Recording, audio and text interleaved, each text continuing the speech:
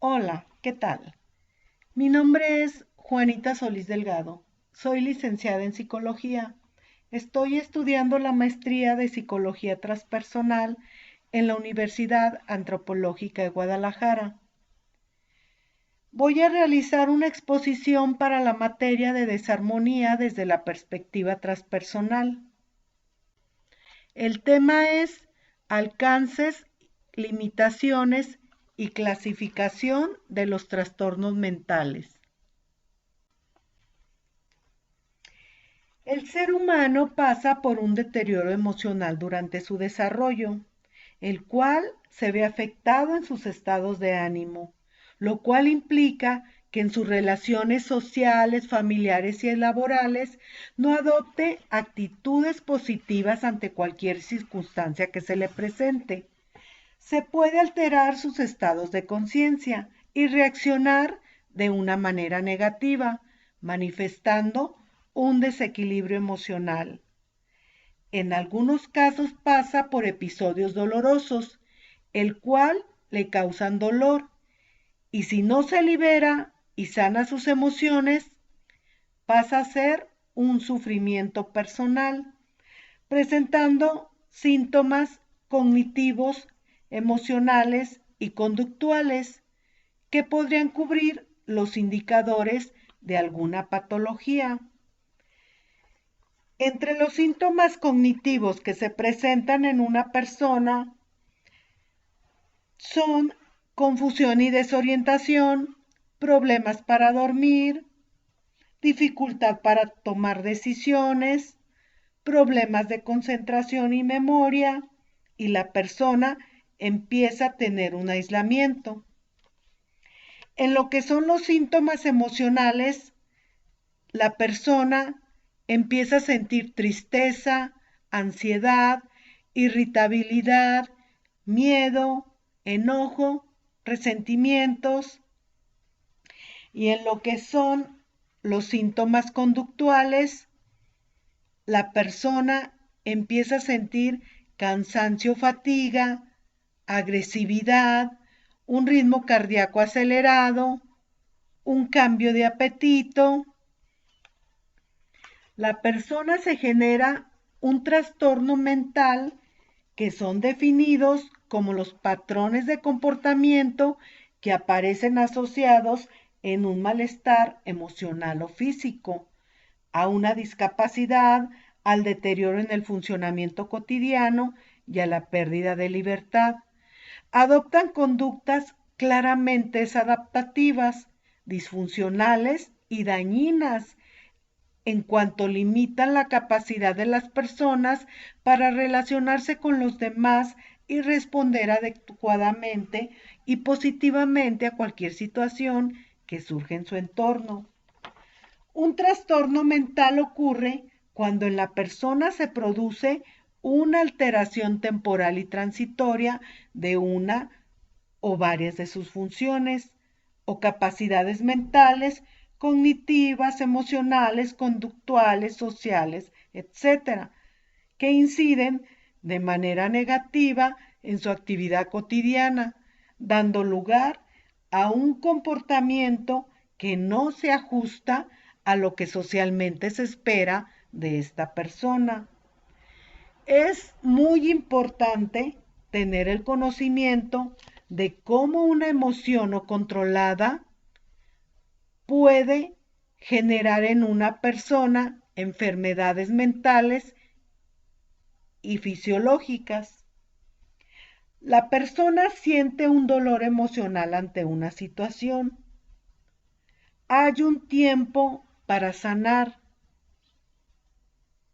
De lo contrario, este dolor después pasa a convertirse en sufrimiento. Existen algunas personas que para no sentir dolor emocional han tenido una ideación suicida. Entran en un estado de depresión y han llegado a un intento o a un suicidio como un escape al sufrimiento. Cuando un paciente acepta la ayuda psiquiátrica y psicológica,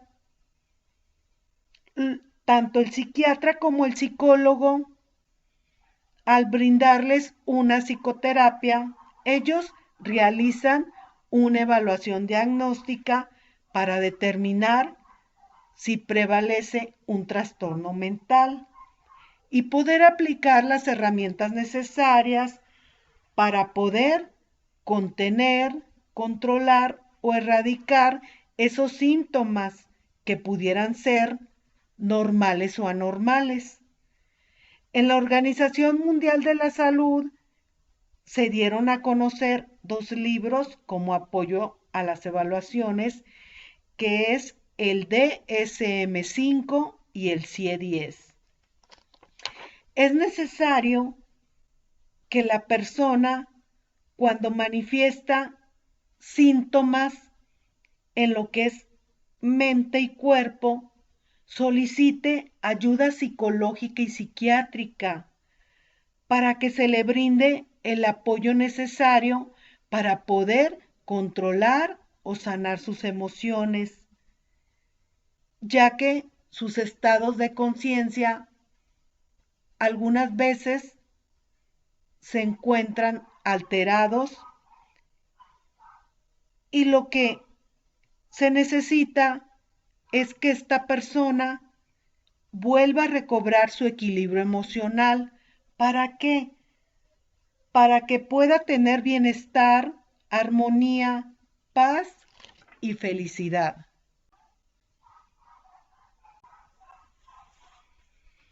En los trastornos mentales se utiliza el DSM, que es el Manual de Diagnóstico y Estadístico de los Trastornos Mentales. Es un texto que hace referencia en los ámbitos de la psiquiatría y psicología clínica. Su primera publicación fue en 1952, que fue el DSM-1. Es un manual para la evaluación y el diagnóstico de los trastornos mentales. Se buscó cómo ayudar a describir, clasificar, entender, tratar e investigar los diferentes trastornos mentales que afectan al ser humano. En la última versión que ahorita se tiene actualmente por la Organización Mundial de la Salud es el DSM-5, que fue editada en el 2013, porque actualmente creo ya ahorita ya surgió lo que es el DSM-6. El CIE, que es la clasificación internacional de las enfermedades mentales, según la Organización Mundial de la Salud, las enfermedades mentales aparecen recogidas por primera vez en el capítulo 5 de la sexta revisión que se publicó en el año 1948. Y ahorita la versión más actual en la Organización Mundial de la Salud es el CIE-10, que se publicó en 1992, porque también ahorita creo ya salió lo que es el CIE-11. Las principales diferencias entre el DSM-4-TR y el CIE-10. La CIE no incluye el trastorno esquizotípico entre los trastornos de la personalidad, sino que lo ubica en el apartado relativo a esquizofrenia, trastornos esquizotípicos y trastornos de ideas delirantes.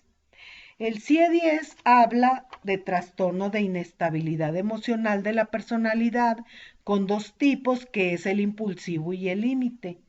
Este último es muy similar al trastorno límite de la personalidad del DSM-4-TR, mientras que el impulsivo no tendría una equivalencia exacta en el DSM-4-TR, si bien algunos de sus ítems serían similares a los de trastorno límite del DSM-4-TR. La CIE-10 no incluye el trastorno narcisista de la personalidad, sino que lo integra dentro del apartado de otros trastornos específicos de la personalidad y sin criterios propios. El CIE-10 adopta el nombre de trastorno anancástico de la personalidad como equivalente al trastorno obsesivo-compulsivo de la personalidad. Aquí vemos un cuadro del DSM, que es una revisión panorámica de su evolución histórica. El DSM-1, como mencionamos, su año de publicación fue 1952, hasta ahorita el que tenemos en la actualidad, que es el DSM-5, quinta edición, que se publicó en el año 2013. Y como mencioné ahorita, ya está el DSM-6. La clasificación de los trastornos mentales del DSM-5, hay 18 grupos que se integraron, que es el trastorno del neurodesarrollo, espectro de la esquizofrenia y otros trastornos psicóticos, trastorno bipolar y trastornos relacionados, trastornos depresivos, trastornos de ansiedad, trastorno obsesivo-compulsivo y trastornos relacionados, trauma y otros trastornos relacionados con factores de estrés, trastornos disociativos, trastorno por síntomas somáticos y trastornos relacionados, trastornos de alimentación, trastornos del sueño vigilia, disfunciones sexuales, disforia de género, trastornos del control de impulsos y conductas disruptivas, trastornos por uso de sustancias y trastornos adictivos, trastornos neurocognitivos, trastornos parafílicos y trastornos de personalidad. Yo me voy a enfocar a lo que son los trastornos de personalidad. Son los que representan una falla en el desarrollo de un sentido de identidad del sí mismo y de funcionamiento interpersonal. Son adaptativos en el concepto de las normas y expectativas culturales en las que se desenvuelve la persona. Los trastornos de personalidad inciden en el modo de ser y comportarse de la persona, y estos afectan de la siguiente manera. En la manera de pensar que tiene acerca de sí mismo, de sus relaciones con los demás, suele caracterizarse por un alto grado de desconfianza y sospecha. La persona experimenta las emociones siempre de manera extrema. Hay carencia o exceso de emotividad. La relación interpersonal que manifiesta, que suele ser de dominancia o de sumisión y de filiación o desapego. El control de los impulsos, que también suele ser extremo, en exceso o carencia. Otra característica es que la persona sea rígida o que tenga falta de flexibilidad ante una situación, y aún así se manifieste la evidencia de que su conducta es inapropiada. Las principales razones que llevan a las personas que sufren algún tipo de trastorno de personalidad a buscar ayuda son las siguientes. La presencia de problemas afectivos. Estos están relacionados con la ansiedad y la depresión que siente la persona. La experiencia de problemas tanto agudos o persistentes que inciden en el funcionamiento de sus actitudes cotidianas. La aparición de diferentes enfermedades físicas que pueden ser graves, crónicas o terminales. Por ejemplo, el cáncer, los trastornos cardiovasculares. El desarrollo de conductas desadaptativas que tiene la persona que no están bien vistas por la sociedad. Los problemas para controlar los impulsos como consecuencia del desarrollo de conductas adictivas. El comportamiento disfuncional, que es una alteración de la imagen corporal que afecta negativamente a la persona en su vida general. Aquí hay un grupo de los trastornos de la personalidad que se encuentran en el DSM-4TR. Aquí están los grupos, que son 3. El primer grupo son de trastornos raros o excéntricos, que es el trastorno paranoide. El segundo es el esquizoide. El tercero es el esquizotípico de la personalidad. Este grupo de trastornos se caracteriza por un patrón penetrante de cognición, por ejemplo, de sospecha, en lo que es la expresión, por ejemplo, un lenguaje extraño y relación con otros anormales, pues puede ser, por ejemplo, el aislamiento. Son individuos retraídos, fríos, suspicaces o irracionales. En el segundo grupo vemos lo que son los trastornos dramáticos, emocionales o inestables. Entre estos está el trastorno antisocial, límite, histriónico, narcisista de la personalidad.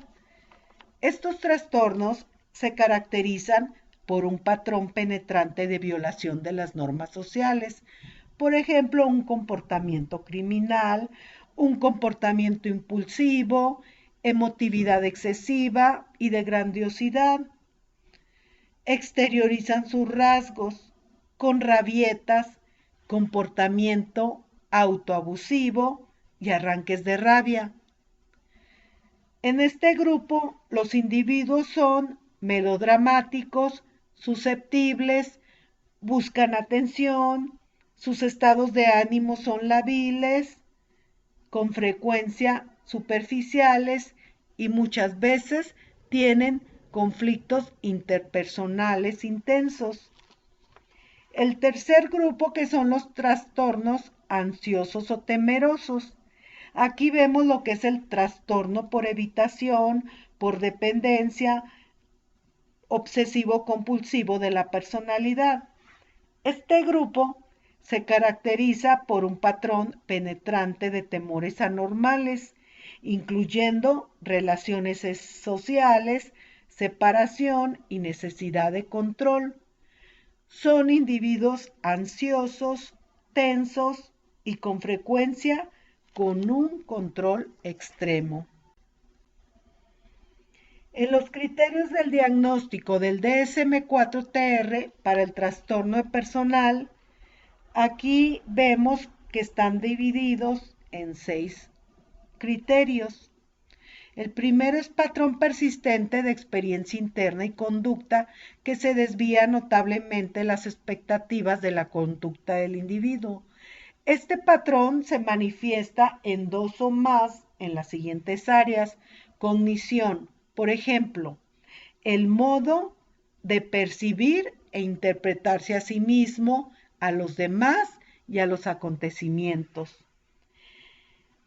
En el área de afectividad, por ejemplo, la intensidad, la habilidad y adecuación de la respuesta emocional. Otra área es el funcionamiento interpersonal, el control de impulso. El segundo es el patrón persistente, es inflexible y se extiende a una amplia diversidad de situaciones personales y sociales. El tercer criterio es el patrón persistente que produce angustia clínicamente significativa o deterioro a nivel social, laboral u otras áreas importantes de funcionamiento. Otro criterio es el patrón es inestable y de larga duración, y su inicio se puede remontar al menos a la adolescencia o al inicio de la edad adulta. El siguiente criterio es el patrón persistente, no se explica mejor como una manifestación o consecuencia de otro trastorno mental. Y el último criterio, el patrón persistente no es debido a los efectos fisiológicos directos de una sustancia o una condición médica. Por ejemplo, de una sustancia es el abuso de una droga o fármaco, y de médica general, por ejemplo, es el traumatismo craneal. Los criterios de diagnóstico de la CIE-10 para los trastornos específicos de la personalidad, aquí son 6. El primer criterio es el modo de ser propio del individuo y su forma permanente de vivenciar y comportarse se desvían de una manera importante de las normas aceptadas y esperadas de la propia cultura. Esta desviación ha de manifestarse en más de una de las siguientes áreas, por ejemplo, cognición, afectividad, relaciones con los demás y manejo de situaciones interpersonales, control de los impulsos y satisfacción de deseos. El segundo criterio es la desviación. La desviación debe manifestarse de forma generalizada como un criterio rígido y desadaptativo que interfiere en una amplia gama de situaciones personales y sociales. El siguiente criterio: se produce malestar general, efecto negativo en el entorno social o ambos, claramente atribuible al comportamiento referido en el criterio G2.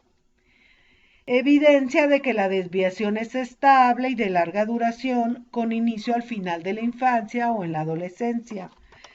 La desviación no puede ser explicada como consecuencia o manifestación de otros trastornos mentales del adulto. Y el último criterio es: la desviación no debe ser una enfermedad del sistema nervioso central, traumatismo o disfunciones cerebrales. Aquí vemos la clasificación de los trastornos de personalidad. En el DSM-5 vienen especificados como trastornos, y en el CIE-10 se manejaron 3 grupos que fueron divididos en estos 3. El primer grupo es trastornos de la personalidad del comportamiento del adulto. El segundo grupo de trastornos son los mixtos y otros trastornos de la personalidad. Y el tercer grupo, transformación persistente de la personalidad no atribuible a lesión o enfermedad cerebral.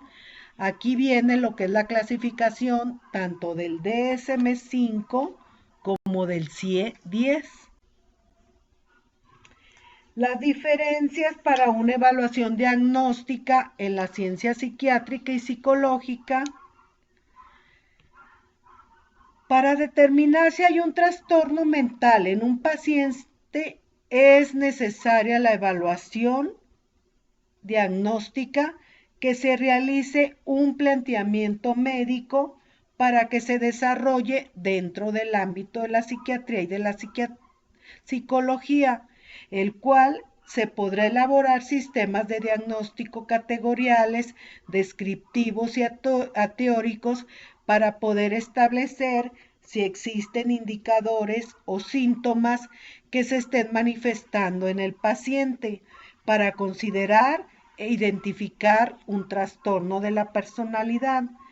La psicología de la personalidad se ha centrado en explicar el funcionamiento de la personalidad normal a través de la elaboración de modelos dimensionales desde distintas perspectivas teóricas, en los que se asume que los trastornos de personalidad deben ser considerados como exageraciones de las dimensiones de la personalidad normal.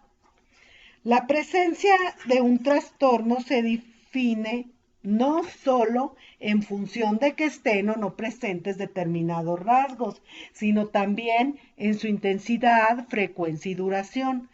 En la actualidad existen diversos sistemas de clasificación de los desórdenes. La persona se puede provocar por él mismo un deterioro en las relaciones sociales interpersonales que lleva en sus diferentes ámbitos y ocasionarse el mismo un sufrimiento personal. Las personas que experimentan un trastorno de la personalidad presentan un mayor riesgo de sufrir desempleo, empobrecimiento, pueden padecer daños o lesiones, una muerte violenta, consumo de sustancias y alcoholes, encarcelamiento e inestabilidad en las relaciones con sus familiares y personas que... Las limitaciones de los modelos categoriales y las ventajas que ofrecen los modelos dimensionales. Para implementar modelos en el ámbito de los trastornos de personalidad, es necesario superar el rechazo de los clínicos a utilizar una clasificación diagnóstica dimensional con la que están muy poco familiarizados, ya que para ellos son complejos y complicados al aplicar un tratamiento en un paciente. Se ha planteado la inutilidad de un sistema de diagnóstico y clasificación basado en categorías mutuamente excluyentes, en cuanto que es inadecuada, poco fiable y con frecuencia errónea. Los clínicos están acostumbrados a pensar en términos de categorías diagnósticas y se les facilita tomar decisiones sobre el diagnóstico y el tratamiento de un paciente, cuando éste puede ser ubicado de manera más segura a una categoría que en un punto de un espacio multidimensional.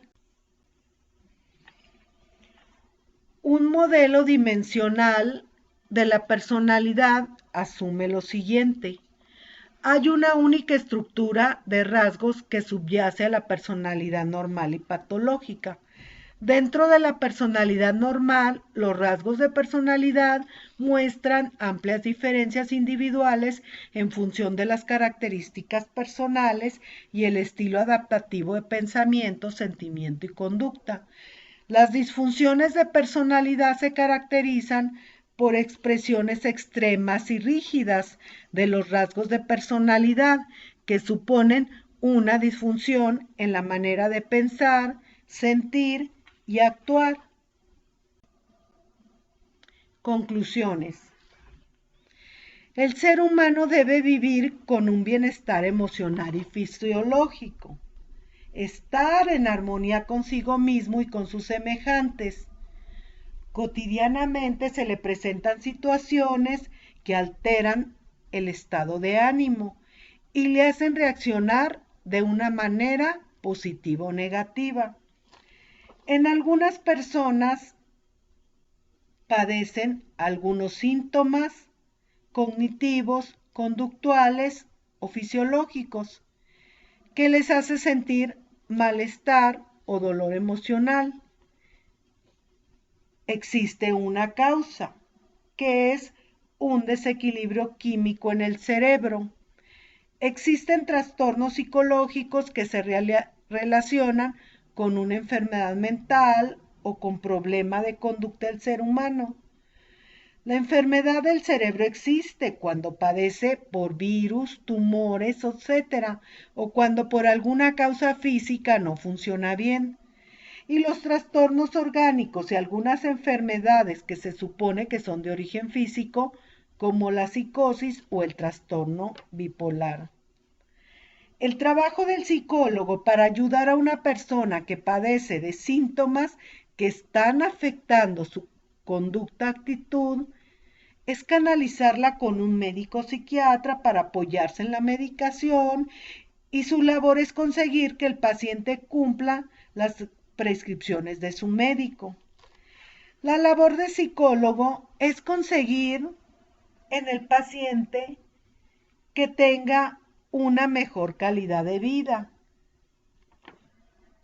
donde se le puede brindar una psicoterapia y ahí se utilizarán las técnicas apropiadas a su diagnóstico psicológico, donde intervendrá de manera oportuna para brindarle sus servicios con cordialidad, empatía, respeto y entusiasmo.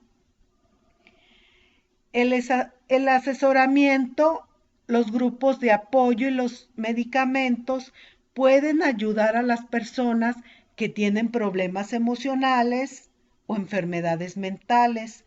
Pueden ayudarlo a encontrar el tipo adecuado de tratamiento. La salud mental es una parte muy importante en la salud general.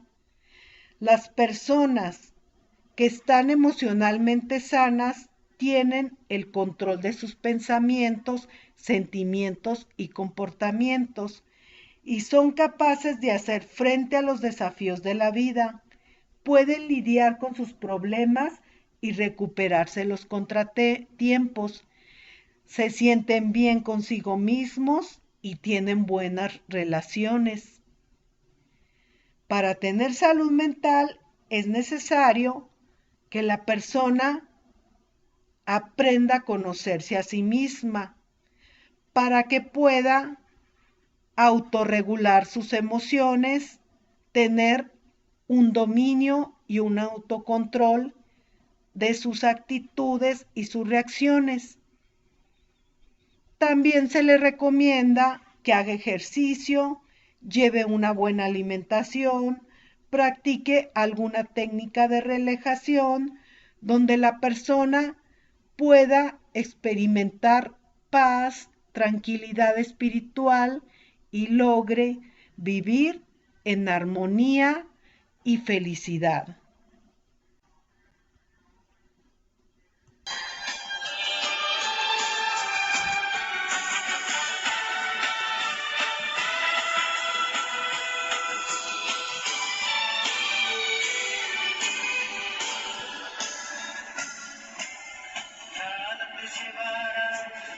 Cuando te marches,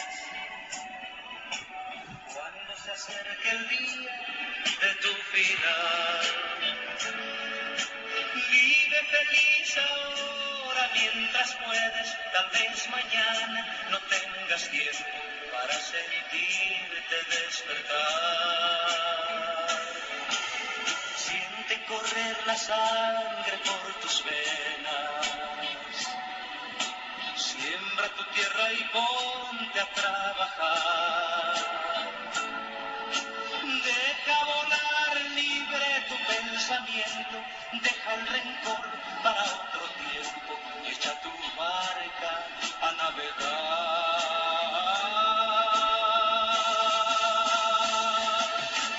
Abre tus brazos fuertes a la vida, no dejes nada a la deriva, del cielo nada te caerá. Trata de ser feliz con lo que tienes, vive la vida intensamente, luchando lo conseguirás.